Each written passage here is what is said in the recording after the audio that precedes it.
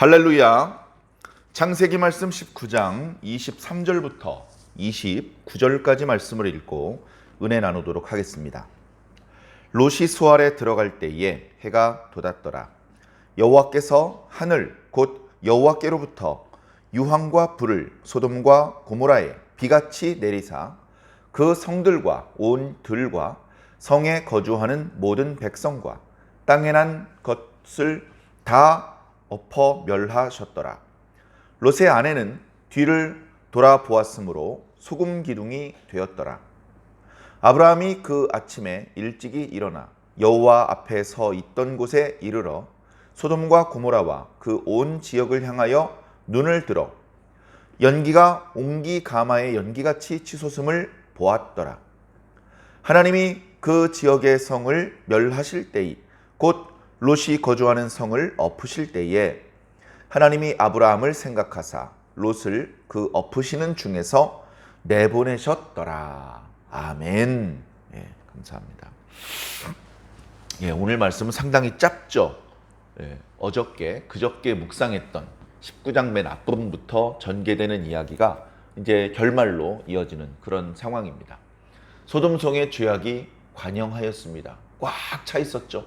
그래서 하나님께서는 이미 27년 전에 엘람왕 그돌라 오멜을 비롯한 메소포타미아 4개 나라 왕들의 연합군을 통해서 징계하셨습니다. 그들이 12년 동안 조공을 바치는 상황에 처했었죠. 겸손해야 됐습니다. 자신들에게 문제가 있는 것이 무엇인지 돌아보면서 다시 복을 받을 수 있는 상태로 되돌아왔어야 했죠. 그러나 소돔과 고모라와 그 주변 성들은 그렇게 하지 않았습니다. 그들은 그 메소포타미아 왕들에게 대하여 반역을 했죠. 조공을 더 이상 바치지 않고 독자 노선을 걷겠다. 더 이상 복종하지 않겠다. 그런 모습을 보였습니다.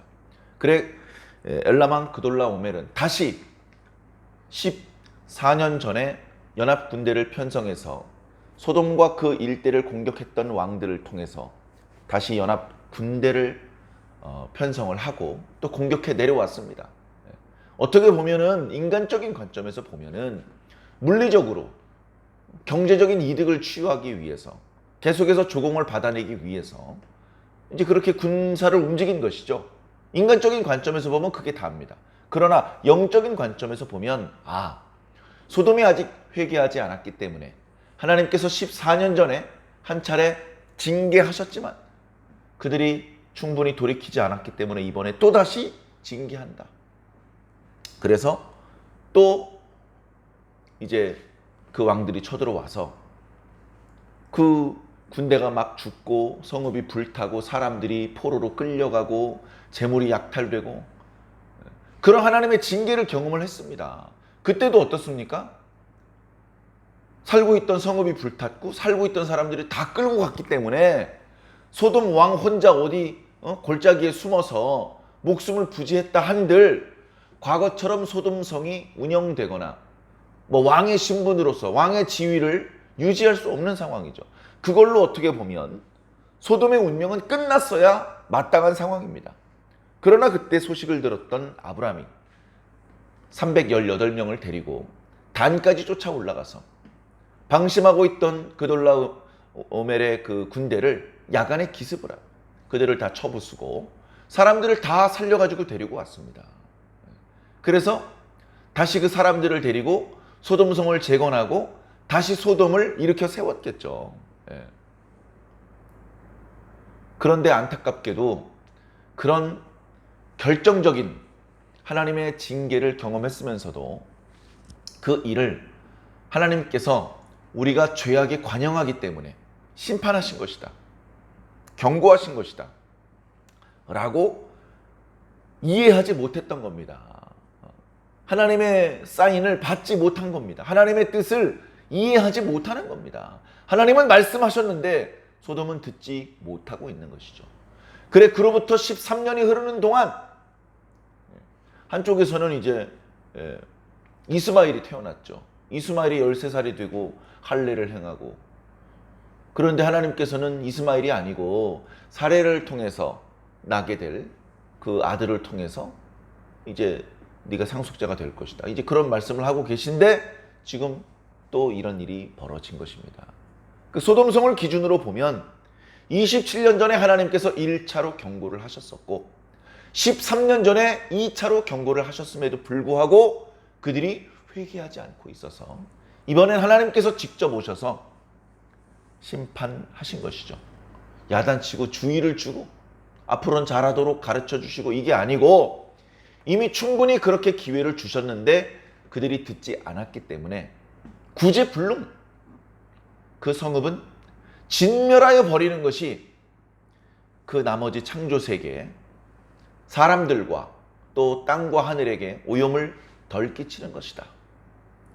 그래서 지면 가운데 쓸어버리신 겁니다. 쓸어버린다.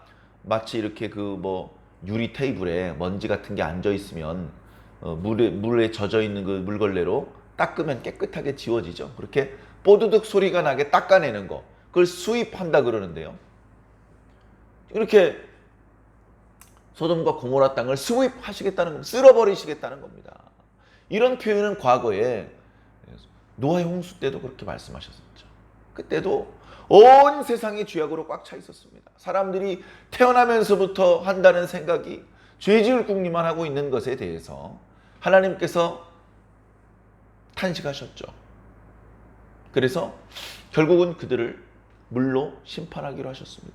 그들을 지면에서 쓸어버리기로 하셨던 것입니다. 죄는 사람이 지었는데 들짐승들도 죽었고 날짐승들도 죽었고 땅 위에 많은 초목들도 휩쓸려 갈 수밖에 없었습니다. 사람이 죄를 지었는데 창조세계 전체가 훼손되고 오염되어서 하나님의 심판의 대상이 되는 것입니다. 소돔과 고모라도 마찬가지죠. 그 동네에 있었던 가축이 뭘 잘못했겠으며 거기에 심겨져 있던 초목이 무슨 잘못을 저질렀겠습니까? 그러나 거기에 살고 있는 사람이 잘못하자 사람 때문에 성읍도 그 주변에 있는 땅도 땅에서 나던 것도 다 하나님의 심판의 대상이 되어버렸던 것입니다. 자, 돌이킬 수 없는 상황이 되었습니다. 회개하고 용서받고 이런 과정은 지나갔습니다. 그래서 그 소돔성과 고모라성 그 주변의 성읍들에는 하나님의 심판만이 남겨져 있었는데 문제는 뭐냐? 그 심판의 불을 뒤집었으면 안 되는 롯이 그 가운데 있는 것입니다.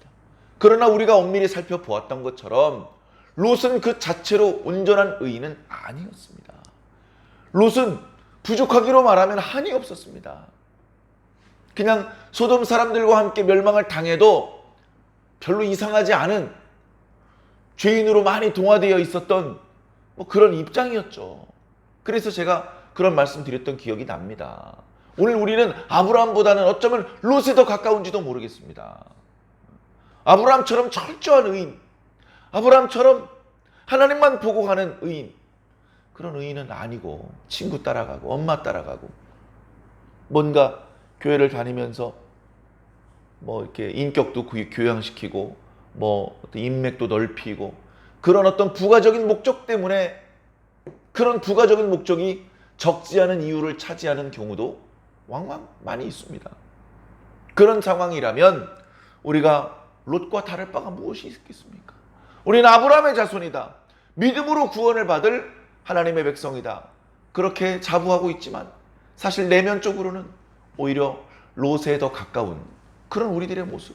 다시 말해 주님께서 다시 오시고 세상이 과거 노아 때와 달리 물이 아닌 불로서 심판을 하실 때에 건짐을 받아야 될 하나님의 백성보다는 그저 그 진노의 불과 함께 타주가 없어져야 되는, 진멸되어야 되고 소멸되어야 되는 이 세상 죄인의 모습을 더 많이 닮아 있는 것이 오늘 성도들의 모습은 혹시 아닌지 살펴보는 것이죠. 생각해 보는 것이죠. 성도들의 부족한 모습들, 교회의 연약한 모습들을 볼 때 그래서 더욱 개탄스러운 것입니다.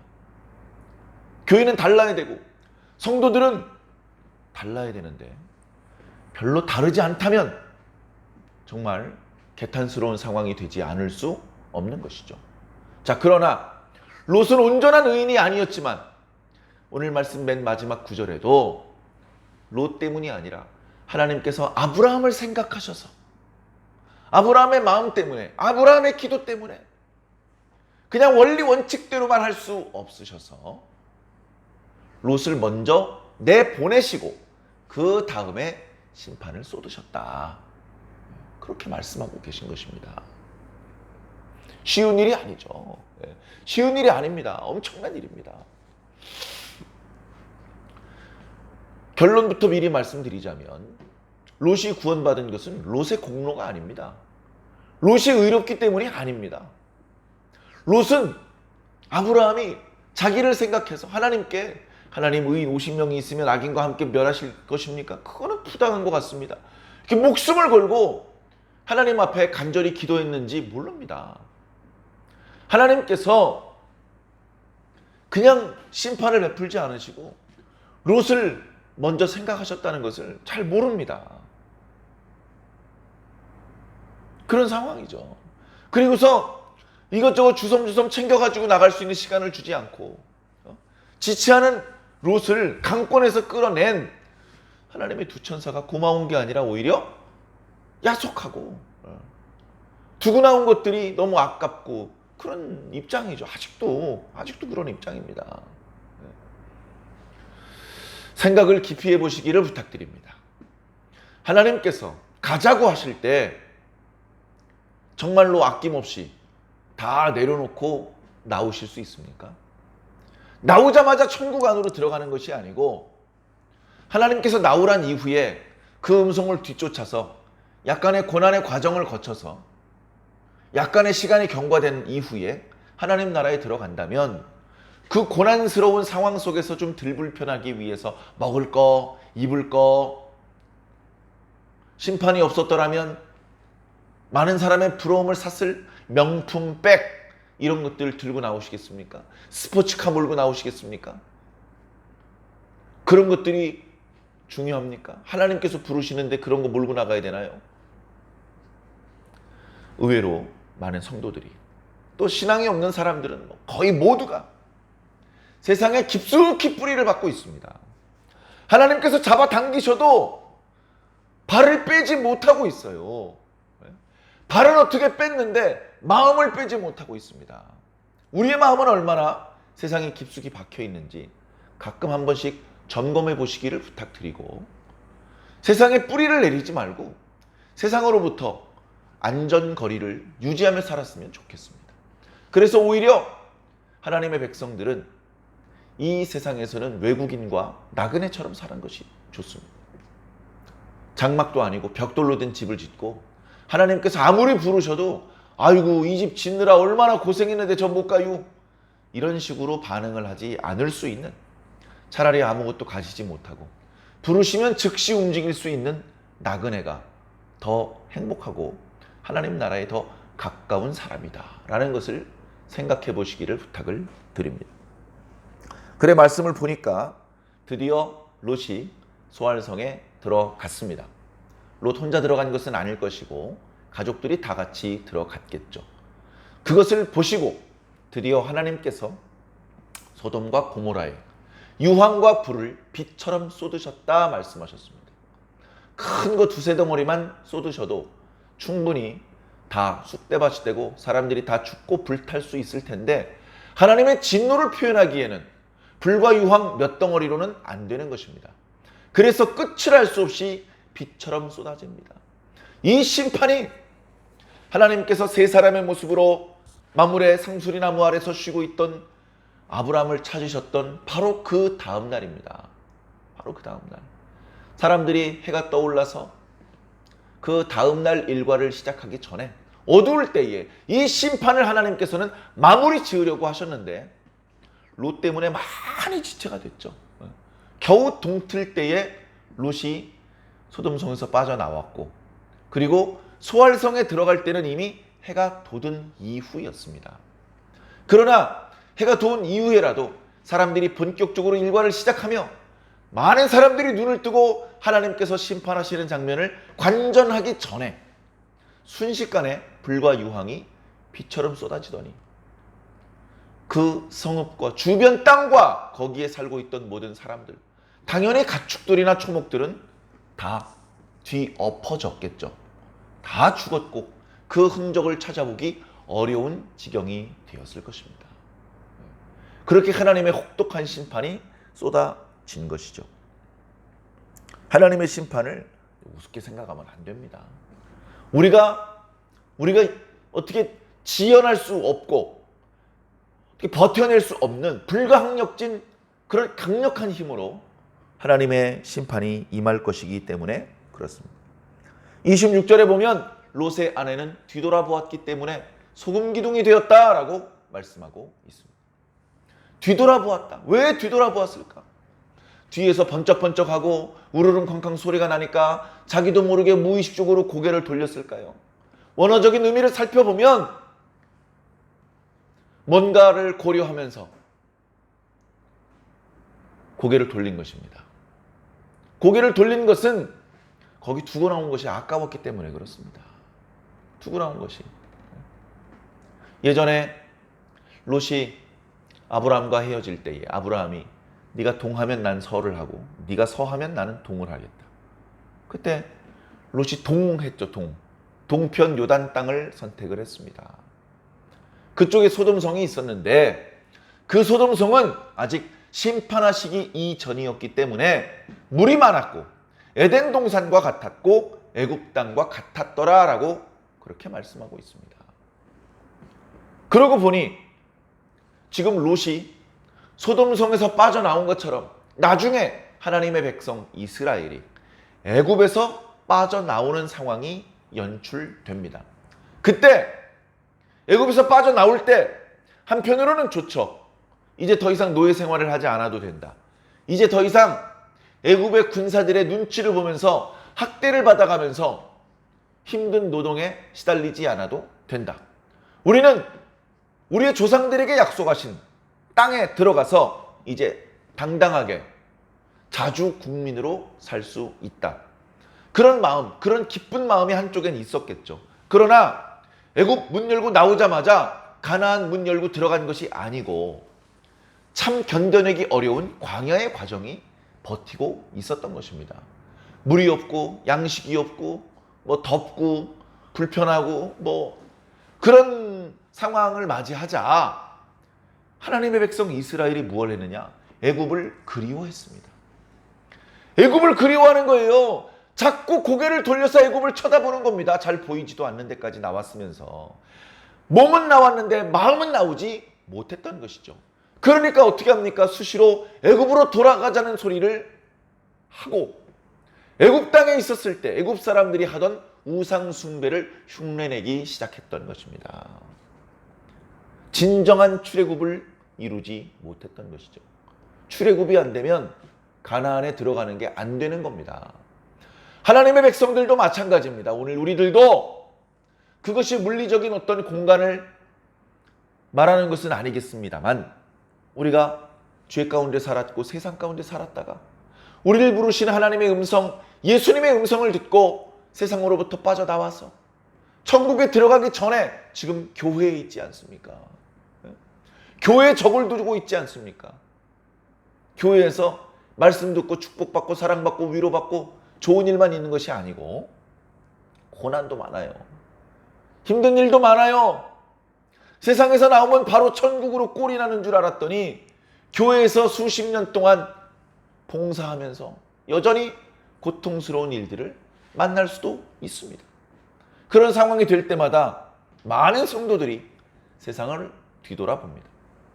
믿기 전에 재밌었는데 교회 다니기 전에 주말마다 주일마다 낚시 다니고 놀러 다니고 술 마시고 불타는 금요일을 보내고 그때 참 재밌었는데 하면서 믿기 전의 삶을 그리워한다면 그가 어찌 온전히 주님께 돌아온 자라 할 수 있겠습니까? 어찌 출애굽해서 가나안에 들어갈 수 있는 사람이라 할 수 있겠습니까? 기회만 되면 세상으로 달려나갈 사람이 아니겠습니까? 롯의 아내는 기회가 되었으면 소돔으로 돌아가려고 했을 것입니다. 자, 어찌되었건 안타깝게도 도망하라 명했던 천사들이 당부했던 그 주의사항을 순종하지 못했던 롯의 아내는 소금 기둥이 되었습니다. 그 주변에는 소금들이 많이 있었어요. 현지에 가보신 분들 말에 의하면 이렇게 보면 그냥 돌멩이 같은데 먼지를 걷어내서 안쪽을 보면 큰 소금 덩어리들이, 돌멩이가, 바위가, 어떤 동굴은 동굴 전체가 소금으로 되어 있는 그런 소금들이 있다고 합니다. 그 삐쭉삐쭉 튀어나온 것들이 바위인 줄 알았더니 암염, 소금 기둥인 것이죠. 그래서 롯은, 그리고 롯의 두 딸은 자기 아내가, 자기 어머니가 소금 기둥이 된 것을 보면서 큰 충격을 받았을 것입니다. 야, 두렵도다. 우리가 소돔에서 나왔는데도 이런 재앙을 만나는구나.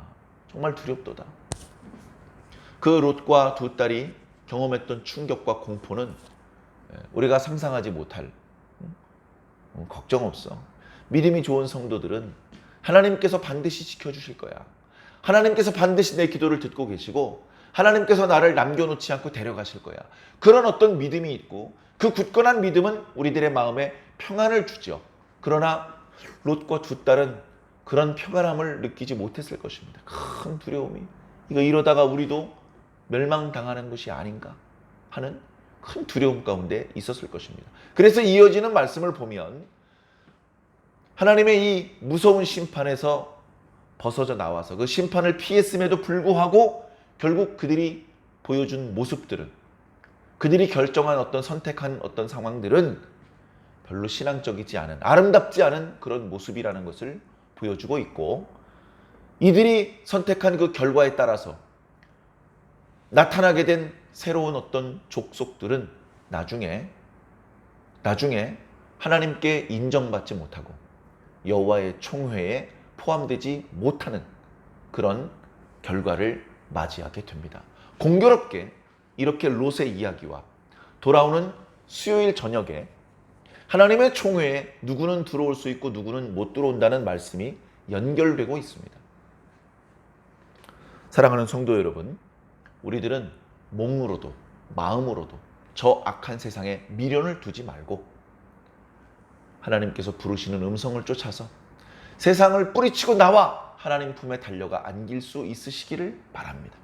우리가 받고 있는 모든 은혜가, 사랑이, 축복이 우리가 의롭기 때문에, 이런 사랑을 누릴 충분한 자격이 있기 때문에, 값을 충분히 치렀기 때문이 아니라 그저 하나님께서 나를 불쌍히 여기셔서 거저 주시는 은혜라는 것을 꼭 기억하시고 하나님께 감사와 찬양과 영광을 돌리게 되시기를 예수님 이름으로 간절히 축원합니다.